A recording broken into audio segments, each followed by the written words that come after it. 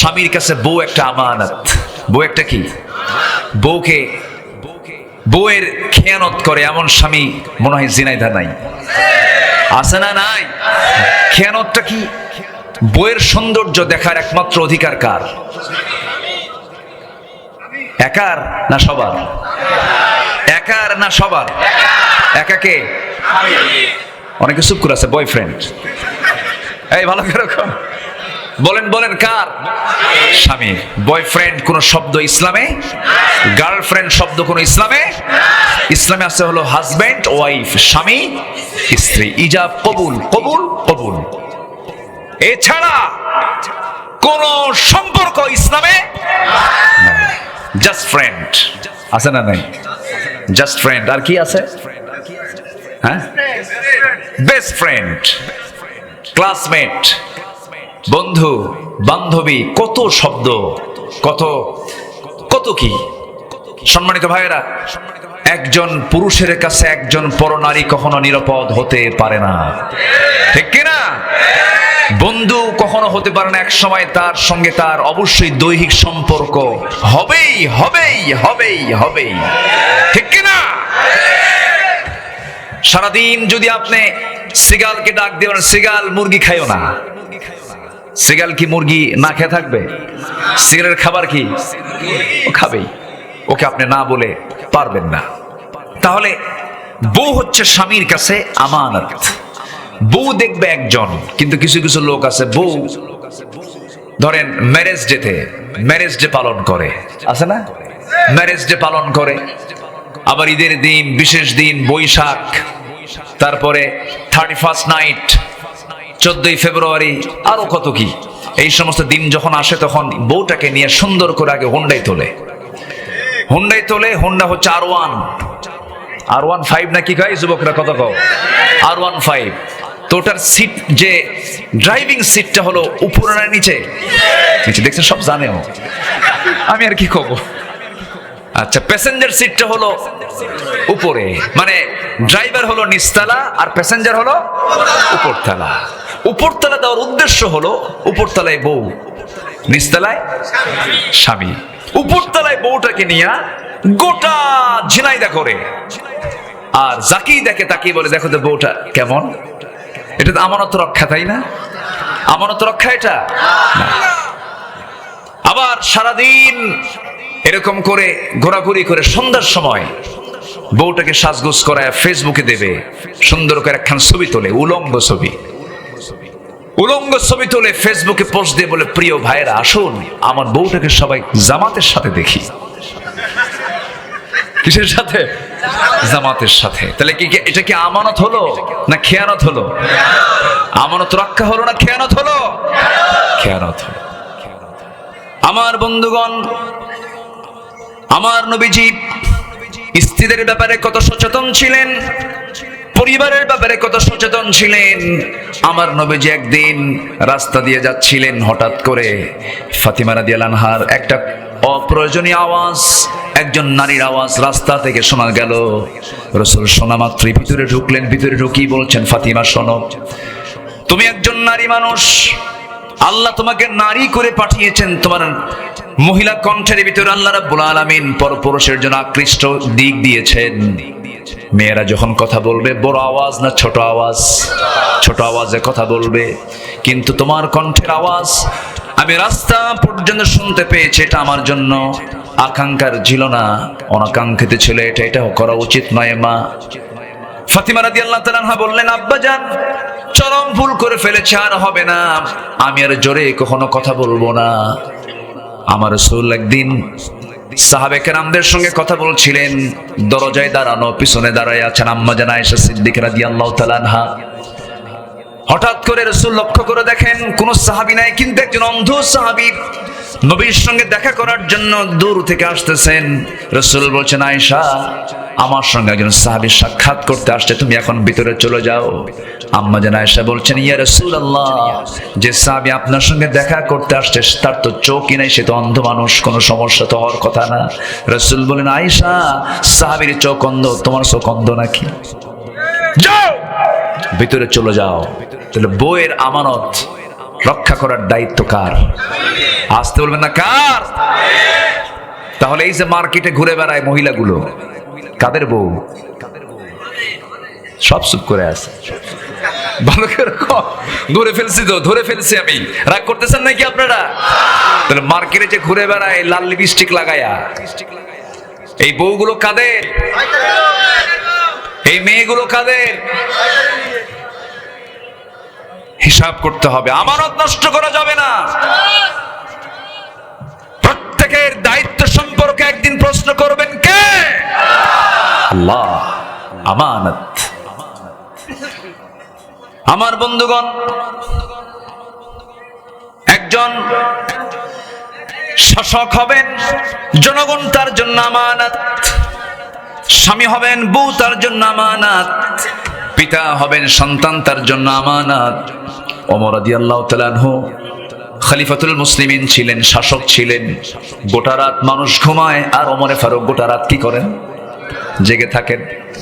কষ্ট তারই বেশি, কারণ দায়িত্ব যত বড়, প্রশ্ন তত বড়।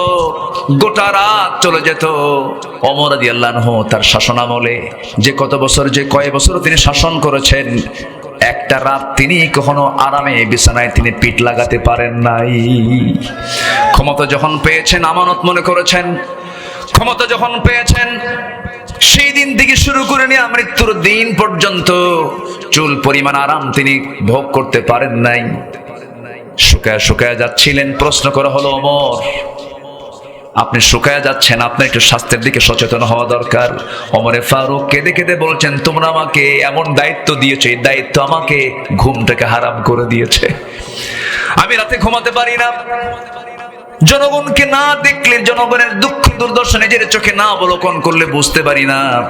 ছোট্ট একটা কথা মনে পড়লো, একটা ছোট্ট রাতের কথা, এক রাতের কথা একটু বলি বলি বলি। ছোট্ট একটা রাতে এশার নামাজ হয়ে গেল।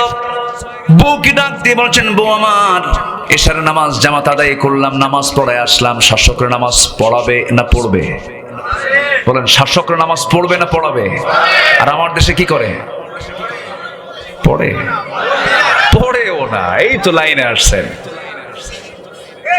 পড়ানো তো দূরের কথা, পড়েও খালি বিড়ি খায়। কি খায়? বিড়ি খায়। বিড়ি টানে। বিড়ি টানার ছবি আছে না নাই? আস্তে করে আছে না নাই? হুক্কা টানার ছবি আছে, হুক্কা। মোষ হয়া, মোষ দিয়ে নেতা হওয়া যায় না। কি মোষের মোষ রে বাবা, 2.5 ইঞ্চি মোটা হাইব্রিড জাতের মোষ। এমন নেতৃত্ব আমরা মানতে চাই না। আমরা নেতৃত্ব মানতে চাই মোষওয়ালা না দাড়িওয়ালা। দাড়িওয়ালা। দাড়িওয়ালা নেতৃত্ব দিয়েছেন মুহাম্মদ সাল্লাল্লাহু আলাইহি ওয়াসাল্লাম। সূরাতও থাকতে হবে, সিরাতও থাকতে হবে।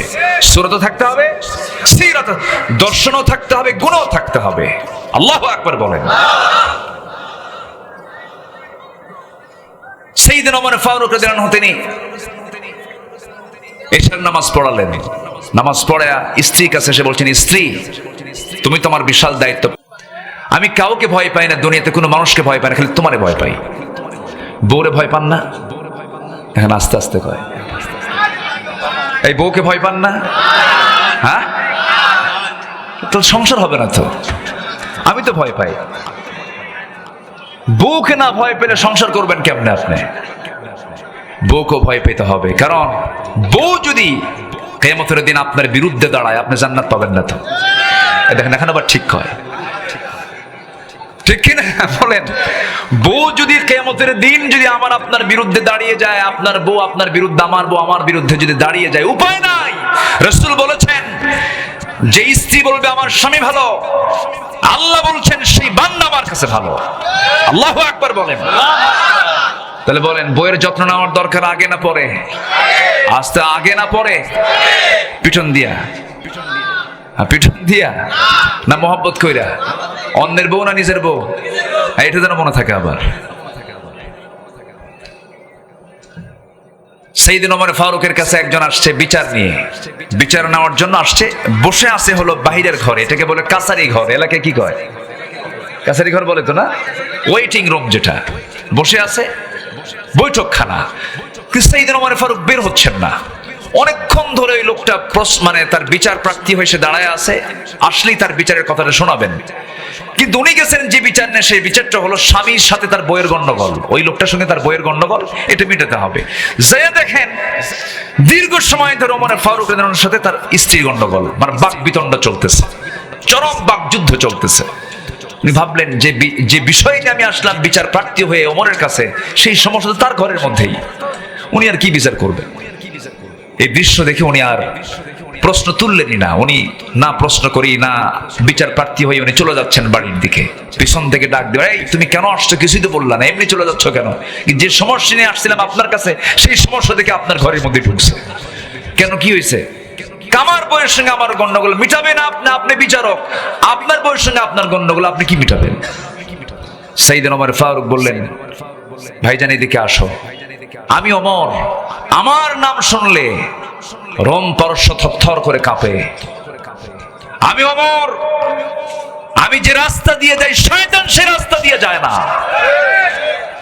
সেই ওমর, এত ভয়ঙ্কর ওমর, সাহসী ওমর তোমরা জানো। সে ওমরের সামনে ওমরের বউ এত কিছু বললো, ওমর কিছু কইছে না, তুমিও কিছু কইও না, যাও। তাহলে বউকে কি ভয় করার দরকার আছে? দেখেন দেখেন আবার ঠিক হয়েছে, আছে, ম্যানেজ করতে হবে, মোহাব্বতটা 16 আনা দিতে হবে স্ত্রীকে, তাহলেই সংসারটা জান্নাতের টুকরা হয়ে যায়। আমানত মনে করতে হবে, আমানতদারিতে। আল্লাহু আকবার বল। আমার বন্ধুগণ, সাইয়েদনা ওমর ফারুক রাদিয়াল্লাহু তাআলা আনহু রাতের আধারে ইশার নামাজ পড়ে বউটাকে ডাক দিয়ে বললেন, বউ আমাকে কিছু খানা খাওয়ায় দাও। খানা খেয়ে নিলেন, এরপরে বলছেন, বিছানায় পিঠ লাগানোর সুযোগটা আমার আল্লাহ দেননি, জনগণের দায়িত্ব আল্লাহ তাআলা আমাকে দিয়েছেন। স্ত্রী থাকো, আমি চলে গেলাম, দেখি মদিনার উপকণ্ঠে মানুষের কি অবস্থা। দেখতে বেরোলেন, দেখতে পেলেন প্রথমেই প্রতিবেশীর ঘরে ঢুকলেন, প্রতিবেশীর ঘরের সামনে দাঁড়ালেন। 4-5টা ছেলে মেয়ে সন্তানগুলো চিৎকার করে কান্নাকাটি করছে, ক্ষুধার যন্ত্রণায় ছটফট করছিল। সাইয়েদনা ওমর ফারুকের দিলটা কাঁপতে থাকলো হারে। সঙ্গে সঙ্গে চললেন খাদ্য গুদাম থেকে 1 বস্তা আটা নিজের পিঠে বহন করে নিয়ে ওই ঘরের সামনে গিয়ে দাঁড়ালেন। মহিলাকে ডাক দিয়ে বলছেন, মহিলা তোমার পরিচয় কি? আমার স্বামী নাই, আমি বিধবা। সন্তানগুলো কাঁদে কেন? খাবারের অভাব। আমি ওমর তোমাকে 1 বস্তা আটা নিজের পিঠে বহন করে দিয়ে চলে গেলাম, আমানত এটা আমার জন্য। সন্তানের খাবার যখন ফুরে যাবে আমাকে আবার সংবাদ দেবে, ওমর নিজের পিঠে করে আবার 1 বস্তা আটা তোমার বাড়িতে পৌঁছায় দেবে। সাইয়েদনা ওমর ফারুক রাদিয়াল্লাহু আনহু সেখান থেকে আবার বেরোলেন। সামনে কিছু দূরে যেতে না যেতেই চিৎকার একটা আওয়াজ শুনতে পেলেন, একজন নারী কণ্ঠ। এক মহিলা চিৎকার করে করে কাঁদতেছে, প্রচন্ড কষ্ট হচ্ছিল ভিতরে। পুরুষ মানুষ ভিতরে যাবেন কেমনে? জানতে চাইলেন কি হয়েছে মহিলার? পেটে বাচ্চা, ডেলিভারির অসহ্য যন্ত্রণা শুরু হয়েছে, ধাত্রী নাই, ধাত্রীর অভাবে সন্তানটা ডেলিভারি হচ্ছে না। এমত অবস্থায় কি করা যায়? গভীর রাত, নিজের ঘরে ঢুকলেন, মিসেস ওমরকে ডাকলেন, হে আমার মিসেস, হে আমার স্ত্রী, তুমি আমার সঙ্গে চলো, বোরকাটা পড়ো। বউটাকে গভীর রাত্রিতে সঙ্গে করে নিয়ে রওনা দিলেন। ওই বাড়ির সামনে, যে মহিলার পেটে বাচ্চা ডেলিভারি হচ্ছে না, ওই বাড়ির সামনে দাঁড়ালেন। বউটার 2টা হাত চেপে ধরে বলছেন, আল্লাহর কসম করে বলি আমার স্ত্রী, আমরা কিন্তু শাসক নই, আমরা হলাম জনগণের খাদেম, আমরা হলাম জনগণের খাদেম, জনগণ হলো আমাদের জন্য আমানত। অতএব আজকে যদি এই মহিলা নার্সের অভাবে, একজন নারীর অভাবে, যদি সেবিকার অভাবে, যদি নার্সের অভাবে যদি এই মহিলার যদি মৃত্যু হয়ে যায়, সন্তানটার যদি মৃত্যু হয়ে যায়, কিয়ামতের দিন আমি ওমর, আমাকে খুনির কাতারে দাঁড় হতে হবে। অতএব আজকে আমি তোমার স্বামী, আমি তোমার কাছে আমার জোর অনুরোধ, আমরা নিজেকে শাসক না মনে করে, খাদেম মনে করে তুমি আমার পক্ষ থেকে এই দায়িত্বটা পালন করবে। যাও, ঘরের মধ্যে ঢোকো। আজকে তুমি আমার স্ত্রী, আমার শুধু বউ নও, তুমি আজকে এই মহিলার নার্সের দায়িত্ব পালন করবে। যেরকম সুবহানাল্লাহ। বউটাকে নার্স বানালেন। কি বানালেন? নার্স বানায় নিলেন। সন্তান ডেলিভারি হয়ে গেল। সেখান থেকে আবার বেরোলেন, সামনের দিকে চলতেছিলেন, ছোট্ট একটা লাঠি নিয়ে হাঁটতেন। নবীজির সুন্নাহ এটা, রাতের বেলা রাসূল ছোট্ট লাঠি নিয়ে হাঁটতেন, কারণ সাপ পোকামাকড়ের ভয় আছে না নাই বলেন? আছে। ছোট্ট লাঠি নিয়ে রাসূল হাঁটতেন, ছোট্ট লাঠি নিয়ে একাকী চলাফেরা করছেন ওমর ফারুক রাদিয়াল্লাহু তাআলা আনহু। চুল পরিমাণ কোনো ভয় নাই, কারণ তারা শুধু রাজ্যের সম্রাটই ছিলেন না, তারা মানুষের মনোজগতের সম্রাট ছিলেন। যেমন করে রাজ্যের সম্রাট তারা ছিলেন, আবার মানুষের মনের জগতের সম্রাটও ছিলেন। মনকে জয় করে গড়তে পেরেছিলেন তারা। একাকী চলতেছেন, কোনো ভয় নাই। কার ভয়? আসতে বলবেন না, কার ভয়? সামনেও কোনো লোক লাগলো না, পিছনেও কোনো লোক লাগলো না, কোনো প্রটোকল লাগলো না। 40টা রাষ্ট্র তিনি চালাচ্ছেন, অথচ একটা প্রটোকল মেইনটেইন করার জন্য একটা লোকও তার লাগতেছে না। একাকী রাতের বেলা, অন্ধকার কুটকুটে রাত্রিবেলা এত বড় একজন শাসক চলাফেরা করছেন, চুল পরিমাণ কোনো ভয় নাই। কেন? এর একমাত্র কারণ হলো তাদের মধ্যে চুল পরিমাণ কোনো দুর্নীতি ছিল না। ঠিক কিনা? দুর্নীতি শুধু দিলের মধ্যে ছিল। কার ভয়? এটা হচ্ছে আমানত। এটা কি বলেন? আমানত। সাইয়েদনা ওমর ফারুক রাদিয়াল্লাহু তাআলা আনহু সামনের দিকে চলতে চলতে হঠাৎ করে শেষ রাতের দিকে তার কানে গুনগুন গুনগুন করে একটা আওয়াজ আসতে থাকলো, মহিলার আওয়াজ। তিনি অবাক হলেন, এত রাত্রিতে গুনগুন করে গান গায়টাকে কোন মহিলা? বারবার তিনি অনুসন্ধান করছেন, সার্চ করছেন। বাড়ি পেয়ে গেলেন, যে ঘর থেকে আওয়াজ আসতেছে সেই ঘরের দরজার কাছে গিয়ে করাঘাত করলেন, আর বলছেন, কোন মহিলা গুনগুন করে গান গাচ্ছ? কি উদ্দেশ্য তোমার? এত রাত্রিবেলা আল্লাহর কালাম তেলাওয়াত নাই, তাহাজ্জুদ নামাজ নাই, কি গুনগুন করে গান গাও? ভিতরে আওয়াজ বন্ধ হয়ে গেছে, বারবার ডাকছেন, দরজা খোলে না। পিছন দিক থেকে তিনি আস্তে করে খেজুর পাতার বানানো বেড়াটা আস্তে করে টান দিলেন, ভিতরে ঢুকলেন। ভিতরে ঢুকে দেখেন একজন মহিলার সামনে মোমবাতি জ্বালানো, এবং মহিলাটা মাথায় কাপড় দিয়ে সামনে দাঁড়ায় আছে। বলছেন, মহিলা তুমি গুনগুন করে গান গাও কেন? বিরহের গান গাচ্ছ কেন? কি হয়েছে তোমার? সঙ্গে সঙ্গে মহিলা তৎক্ষণাৎ জবাব দিয়ে বলতেছে, গান গেয়েছে, এটা আমার জন্য একটা অপরাধ হতে পারে, কিন্তু আপনার পরিচয় আমি জানি না, আপনি কে? আপনি আমার ঘরের মধ্যে ঢুকে আপনি একটা দুইটা অপরাধ করেন নাই, 3 থেকে 4টা বড় বড় দোষ করে ফেলেছেন, আমি আপনাকে ছাড়বো না। ওমর ফারুক নিজের পরিচয় দিলেন না, গোপন করে বলছেন, মহিলা আমার দোষগুলো কি কি তুমি আমাকে একটা একটা করে বলো। মহিলা বলছে, আপনি ঘরের মধ্যে ঢুকবেন, ভালো কথা। যে কোরআন তেলাওয়াতের কথা বলছেন সেই কোরআন আল্লাহ রাব্বুল আলামিন বলছেন, লা তাদখুলু বুয়ুতান গায়রা বুয়ুতিকুম হাত্তা তাস্তানিসু ওয়া তুসাল্লিমু আলা আহলিহা। কারো বাড়িতে ঢোকা যাবে না অনুমতি ছাড়া। আপনি সালাম দিলেন না, অনুমতি নিলেন না, 2টা বড় বড় ভুল করেছেন। আপনি দরজা না ঢুকে পিছন দিয়ে বেড়া ছিঁড়ে ভিতরে ঢুকলেন, আমার সম্পদের আপনি বড় ক্ষতি করে ফেললেন। নাম্বার 3। নাম্বার 4 হলো, আমি একজন পর্দাশীলা নারী, আপনি ঘরের মধ্যে ঢুকলেন, আপনি পরপুরুষ, আমি পুরনারী, আমার পর্দার কিছু ক্ষতি হয়ে গেল। এই যে বড় বড় ভুল, এই ভুলগুলোর জন্য আমি আপনার বিরুদ্ধে মামলা দেব। কার আদালতে? কোমরের আদালতে। কার সামনে বলে? কার সামনে বলতেছে? সাইয়েদনা ওমর ফারুক বলছেন, তুমি কার নাম নিল? কোমরের নাম নিলাম। সাইয়েদনা ওমর ফারুক বলছেন, ওমর লোকটা তেমন ভালো মানুষ না, তেমন জোতের মানুষ না। এবার মহিলা খেপে গিয়ে বলছে, আপনি যার বিরুদ্ধে আপনি এমন জাতীয় কথা বললেন, দোষ শুধু 4টা নয়, দোষ আরেকটা যোগ হলো। আল্লাহু আকবার বলেন। নিজের কথা কি ভালো বলা যায় নাকি? নিজের কথা তো ভালো বলা যায় না। আমি আপনার বিরুদ্ধে মামলা ঠুকে দেব, সূর্য শুধু উদয় হবে, ওমরের আদালতে চলে যাব, মামলা দিয়ে দেব। সাইয়েদনা ওমর ফারুক বলছেন, ঠিক আছে মামলা দিবা, ভালো কথা। আমার একটা প্রশ্ন। কি প্রশ্ন? সেই প্রশ্ন হলো, তুমি যে রাতের বেলা গুনগুন করে একটা পুরুষকে পাওয়ার জন্য তুমি গুনগুন করে গান গাচ্ছের হেতুটাকে, কারণটাকে কি হয়েছে তোমার বলো? কি 3 মাস আগে বিয়ে হলো আমার, 3 থেকে 4 রাত আমি আমার স্বামীকে পেয়েছিলাম, আমার ভরা যৌবন আজকে 3 মাস গত হতে চলছে, প্রায় 4 মাস গত হতে চলছে। আমার স্বামীকেই রাষ্ট্রের রাষ্ট্রপতি ওমর ফারুকের লোকজন সীমান্ত প্রহরায় তাকে নিয়োগ দিয়েছে, সে চলে গেছে চাকরি করার জন্য। আজকে 4 মাস গত হতে চললো, আমার স্বামীর কোনো খবর নাই। আমার স্বামী কোথায় আছে, কি অবস্থায় আছে আমি জানি না। রাত্রেবেলা গভীর রাতে সে নামাজ পড়ে ঘুমিয়ে পড়েছি, ঘুমার ধরে না, স্বামীর জন্য বারবার আমি ব্যাকুল হয়ে পড়ছি। কোনো পরপুরুষকে নয়, আমার বৈধ স্বামীকে কাছে পাবার জন্য আমি বারবার বিরহের গুনগুন করে গান গাচ্ছি। ওমর ফারুক মনে মনে চিন্তা করছেন, দোষ তো আরেকটা যোগ হয়ে গেল। জোরে কান সুবহানাল্লাহ, আর জোরে কান সুবহানাল্লাহ। শাসক জনগণ থেকে দূরে থাকবে না কাছে থাকবে? জনগণ এবং শাসকের দূরত্ব হবে বেশি না দূরত্ব থাকবে না?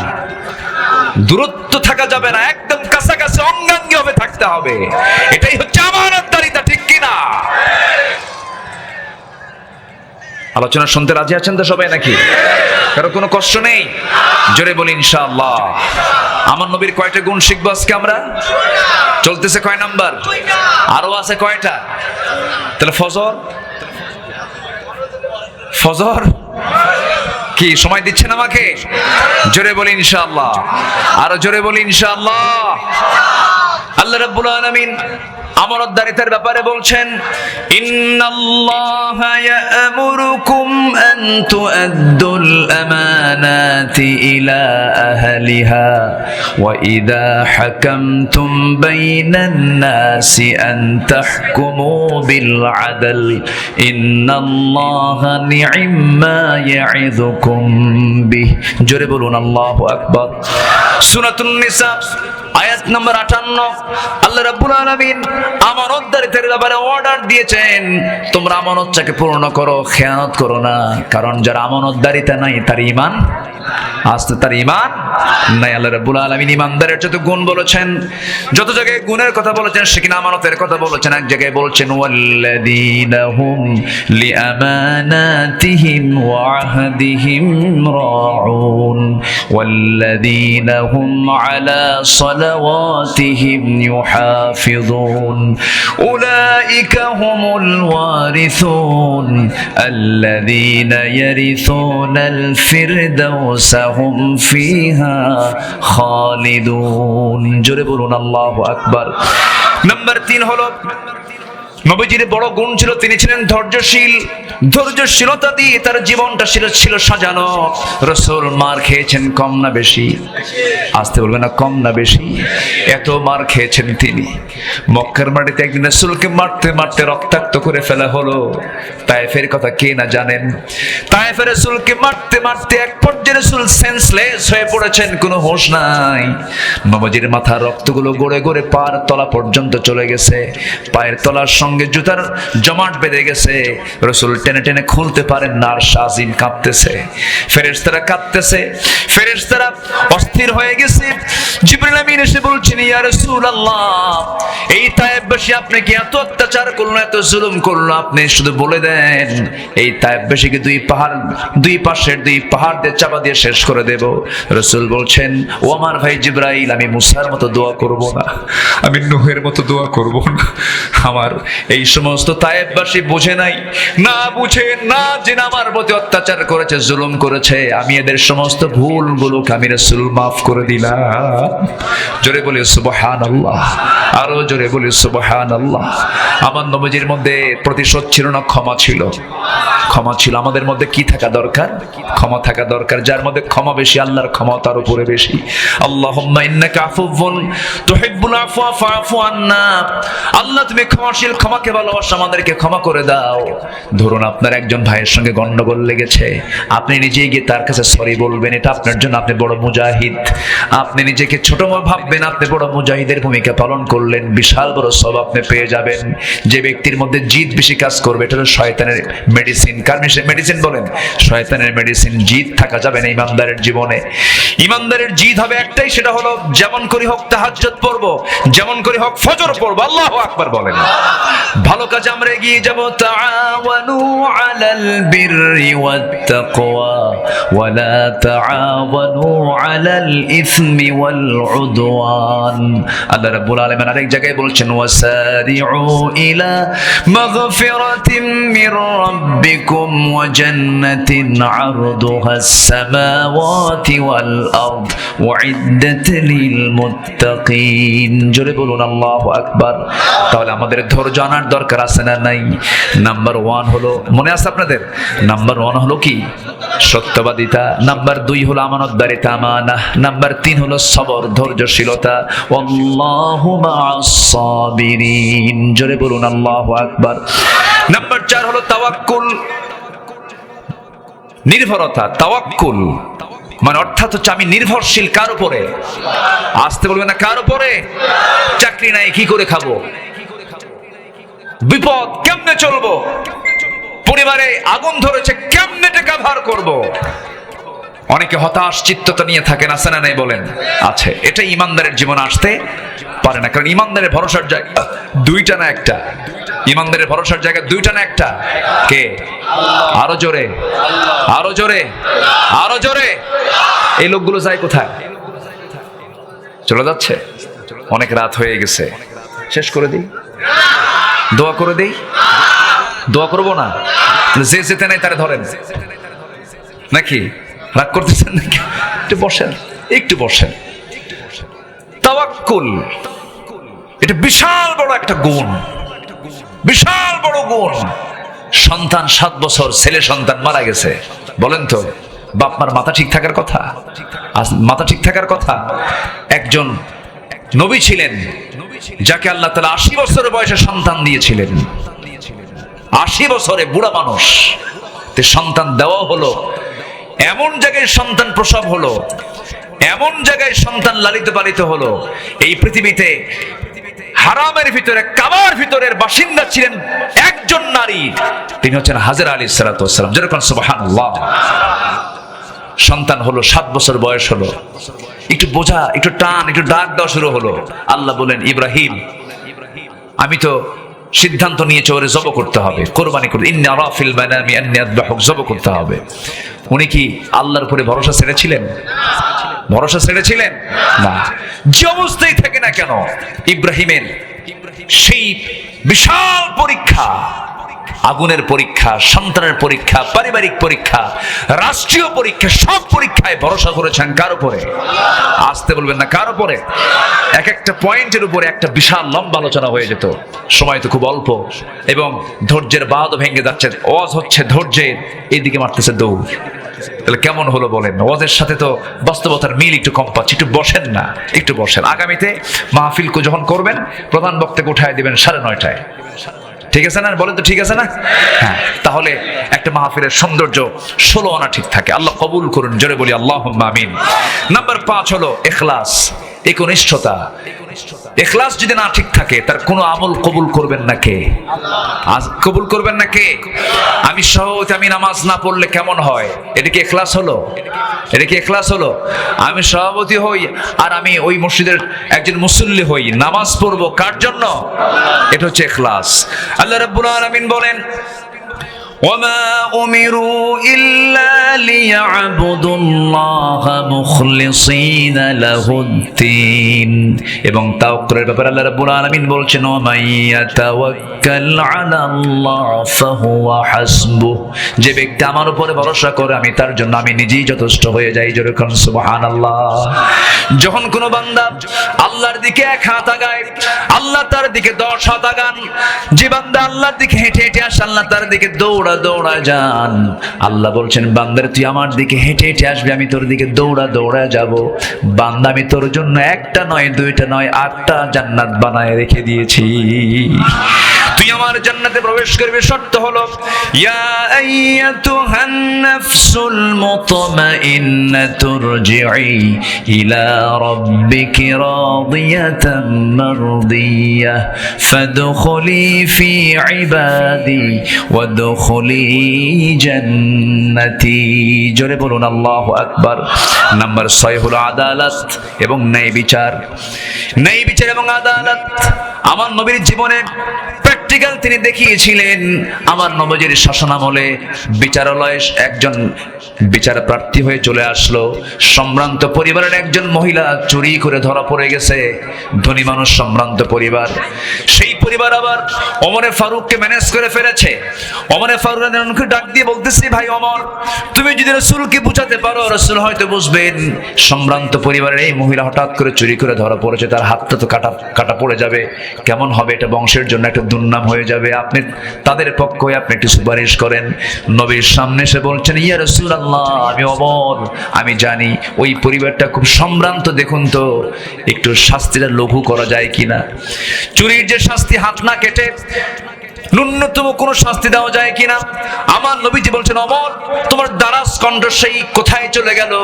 ওমর, আমি তোমাকে স্পষ্ট ভাষায় জানিয়ে দিতে চাই যে মেয়েটা চুরি করে ধরা পড়েছে, তার নামও ফাতিমা। আমার নবীর মেয়ের নামও বলেন, আমার নবীর মেয়ের নাম কি ছিল?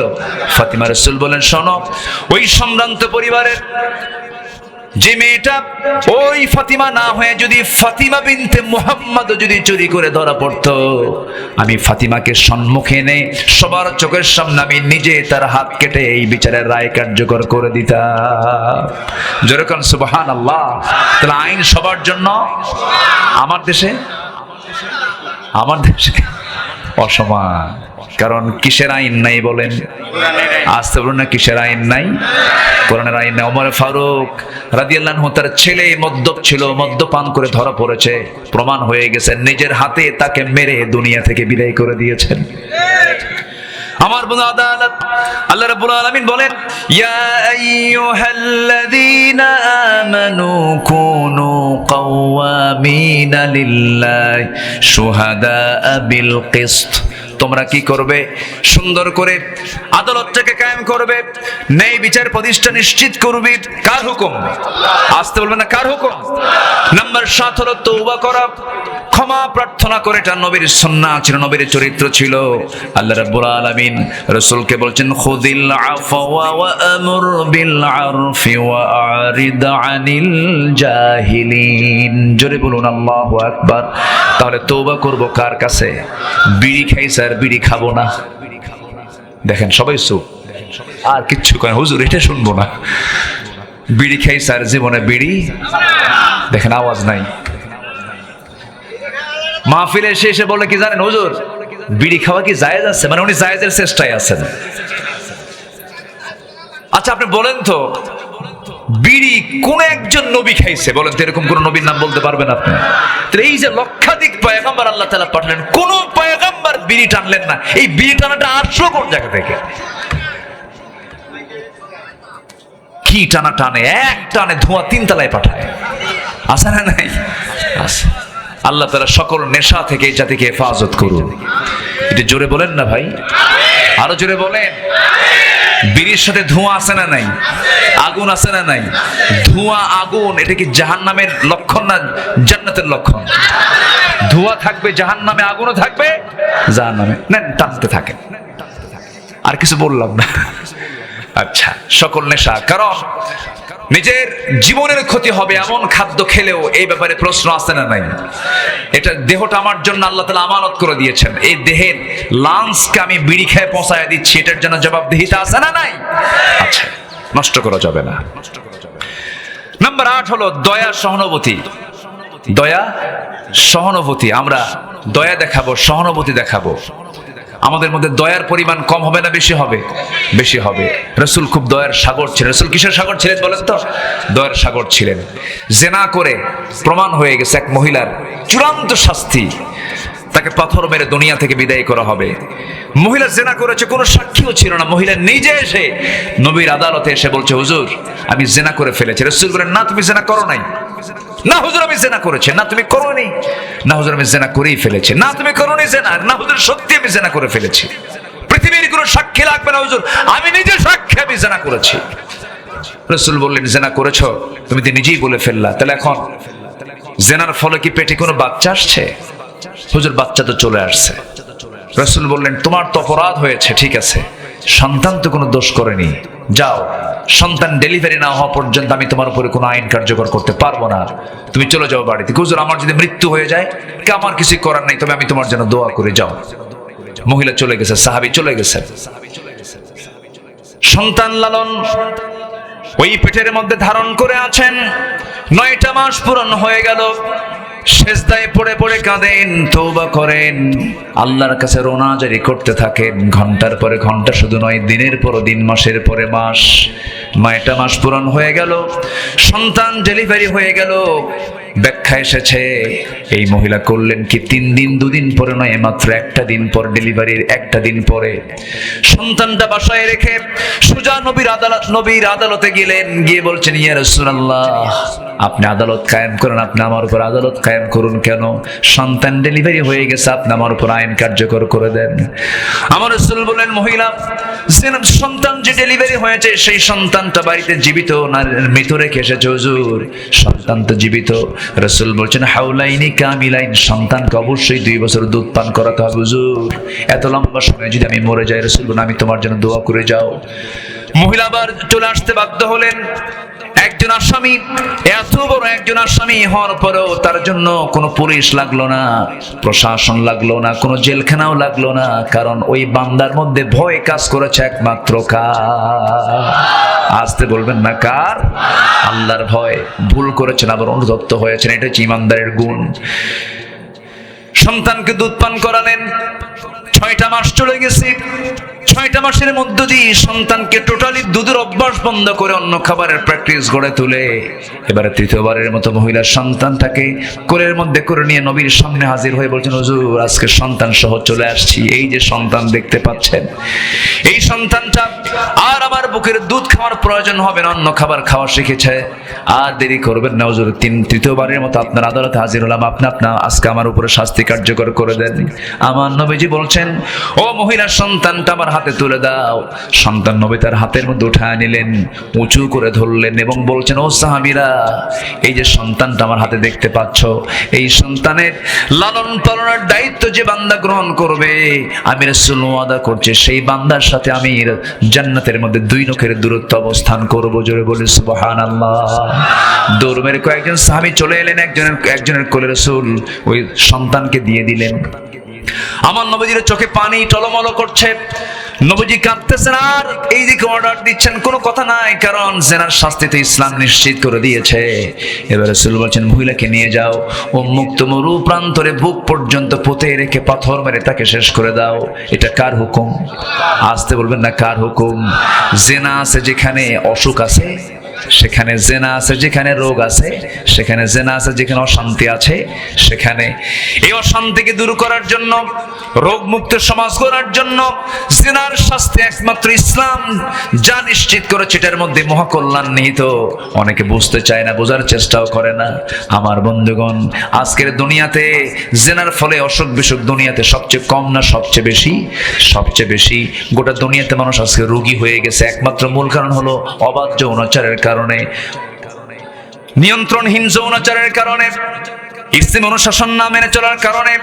আমার নবীজি কাদা কাদা কণ্ঠে বলছেন, ও সাহাবীরা, এই মহিলাকে নিয়ে যাও, বোরকা পরাইয়া দিয়া বুক পর্যন্ত পুঁতে রেখে তাকে পাথর মেরে শেষ করে দাও। যখন পাথর মারা হচ্ছিল, আমার নবীজির কানে সংবাদটা চলে আসছে, ওই সাহাবী, ওই মহিলা পাথরের আঘাত সহ্য করতে না পেরে গর্ত থেকে উঠে এক পর্যায়ে দৌড় মারা শুরু করেছিলেন।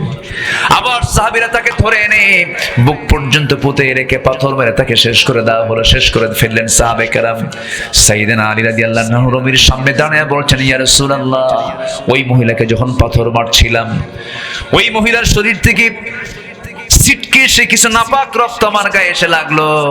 নাসিকে কঞ্চিত করলেন, নাক শিকায় তুলে তাকে লানত করছিলেন। রাসূল কাদা কাদা কণ্ঠে বলছেন, আলী, কোন মহিলার রক্তকে নাপাক রক্ত বলো? তুমি কি জানো ওই মহিলার রক্ত জমিনে স্পর্শ করার পূর্বে আল্লাহ তাআলা তাকে জান্নাতের মেহমান বানিয়ে দিয়েছেন, আল্লাহ তাকে মাফ করে দিয়েছেন।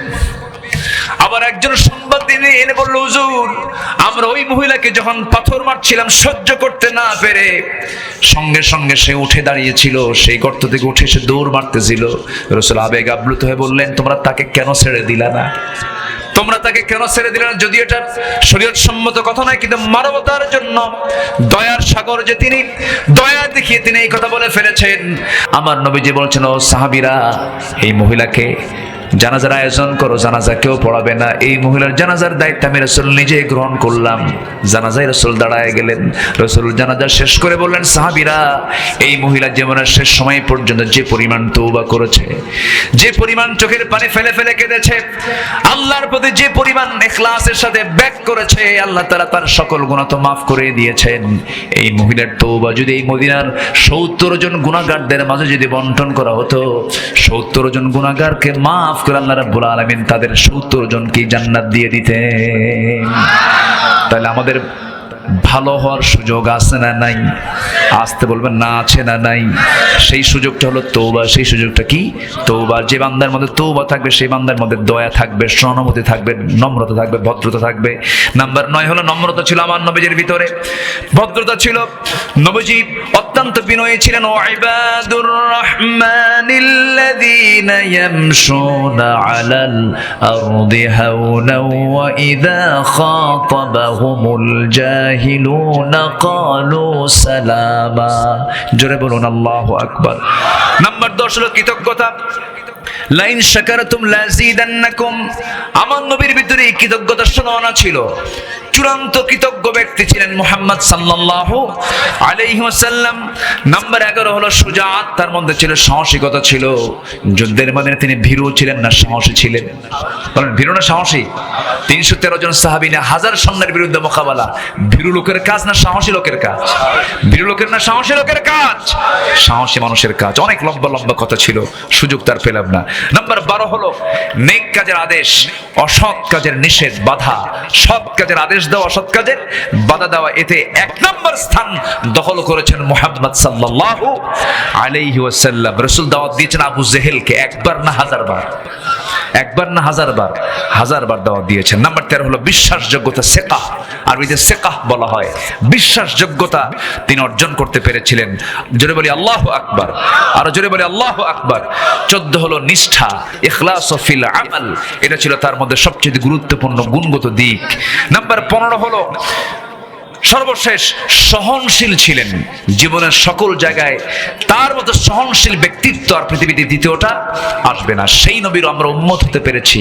এই 15টা গুণে আমরা গুণান্বিত হব। জোরে বলি ইনশাআল্লাহ। ফজর পড়বেন কারা কারা, একটু হাত তুলে দেখান দেখি।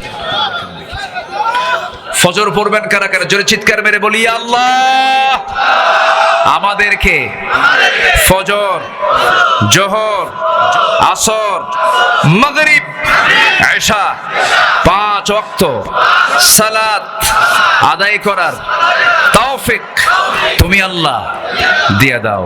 জোরে বলে আমিন, আরো জোরে আমিন।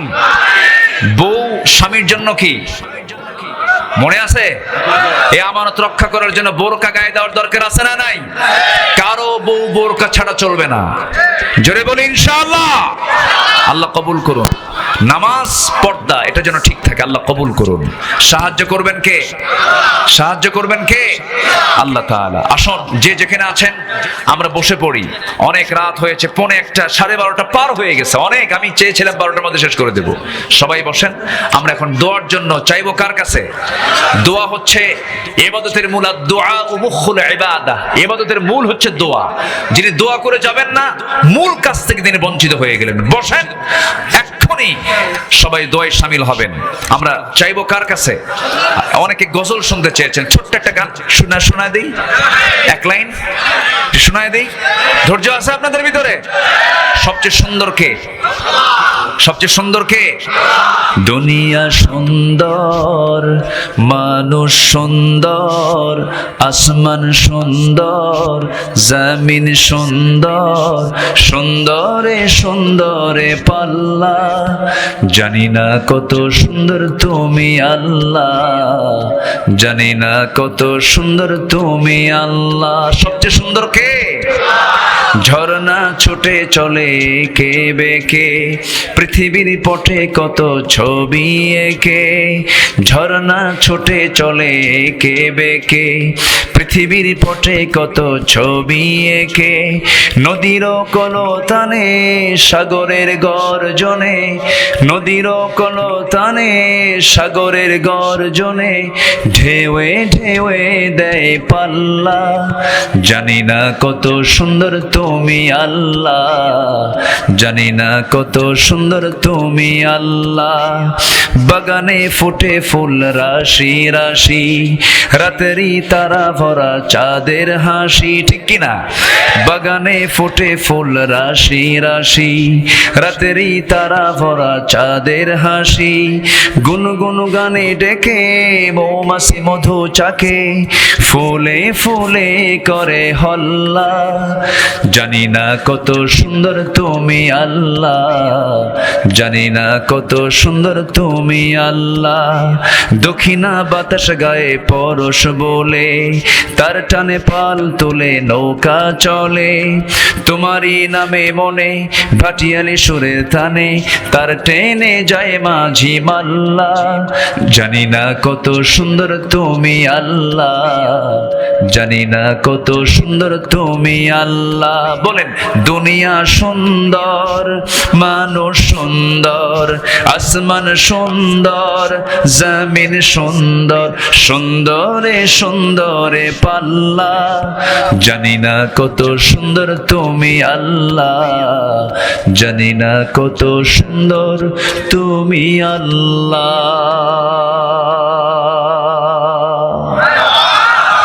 সে আল্লাহকে আমরা দেখতে চাই না? কোথায় যেতে হবে তাহলে? কোথায় যেতে হবে? জান্নাত। আমাদের গন্তব্য হলো, শেষ গন্তব্য কোথায়?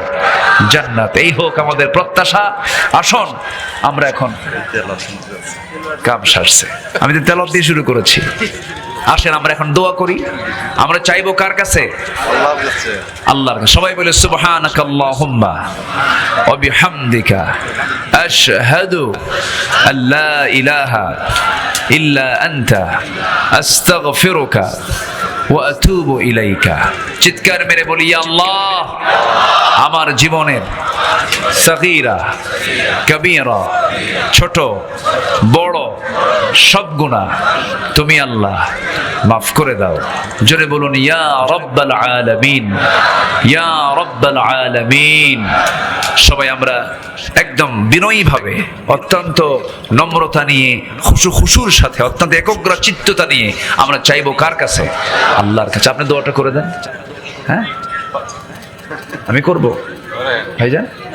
আচ্ছা, আসুন আমরা আল্লাহর কাছে চাই। আমি সবার কাছে দোয়া চাই। সবাইকে আমার জন্য দোয়া করবেন।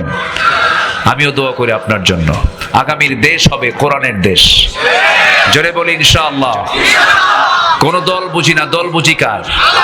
কোন নেতা বুঝি না, নেতা হচ্ছেন মুহাম্মদ সাল্লাল্লাহু। কোন আইন মানে না, কার আইন ছাড়া? এটা যেন ঠিক থাকে। এটা ঠিক থাকলে ঈমান ঠিক, আর এটা না ঠিক থাকলে ঈমানও ঠিক নাই। এটা যেন আমাদের মনে থাকে। আসুন আমরা আল্লাহর কাছে চাই। আর কোন ঘোষণা নাই তো? না, কোন ঘোষণা নাই তো? ও আচ্ছা, এটা তো মাহফিল কেন্দ্রিক, তার কোনো কিছু নাই। আচ্ছা, আসুন আমরা আল্লাহর কাছে চাই। এই মাহফিল বয়স হলো 2 বছর। কয় বছর? 2 বছরে কি যুবক হয় না শিশু? আসতে কয় যুবক না শিশু? তাহলে এই মাহফিলের শিশু অবস্থায় আছে। এই মাহফিলটা তার মানে কিশোরে পদার্পণ করবে, যৌবনে পদার্পণ করবে। কিয়ামত পর্যন্ত আল্লাহ তাআলা এই মাহফিলকে কবুল করুন। জোরে বলি আল্লাহুম্মা আমিন। মানবতায় কি নাম? মানবতার যুব সংঘ। আলহামদুলিল্লাহ, আল্লাহ তুমি এই যুব সংঘকে তুমি আল্লাহ কবুল করো। জোরে বলি আল্লাহুম্মা আমিন। যুব সমাজ যারা আয়োজন করেছেন তাদের আয়োজনকে তুমি আল্লাহ কবুল করো। জি আলহামদুলিল্লাহ। আর সামনে এত বড় কি ওগুলো দিয়ে? ও যে ওগুলো খাওয়ারে বাজার। বাজার কি বাজার? মানে কসমেটিক্স আছে নাকি? কসমেটিক্সও আছে? কসমেটিক্স কিনতে যায় কারা, পুরুষ না মহিলা? ও আচ্ছা, একটু সাবধান হতে হবে। হ্যাঁ, একটু আমরা খেয়াল করবো যেন পর্দার বিঘ্নতা যেন না। আমি কিন্তু এটা একটু আমার সন্দেহ লাগতেছিল, তো এটাও আমরা আগামীতে অবশ্যই সতর্কতা রাখার দরকার আছে না নাই বলেন তো? আচ্ছা, যে কোনো কাজ করতে হবে ফ্রেশ। কি কাজ? ফ্রেশ। ফ্রেশ কাজ যেন হয়, যেন পর্দা লঙ্ঘিত হয় এমন কোন কাজের সুযোগ দেওয়া যাবে না। জি, আসুন আমরা আল্লাহর কাছে চাবো। আল্লাহ তাআলা সবার এই খেদমতগুলোকে আল্লাহ তাআলা কবুল করুন। আল্লাহুম্মা আমিন। রব্বানা যালামনা أنفسنا وإن لم تغفر لنا وترحمنا لنكونن من الخاسرين لا تزغ قلوبنا بعد إذ هديتنا وهب لنا من لدنك رحمة إنك أنت الوهاب।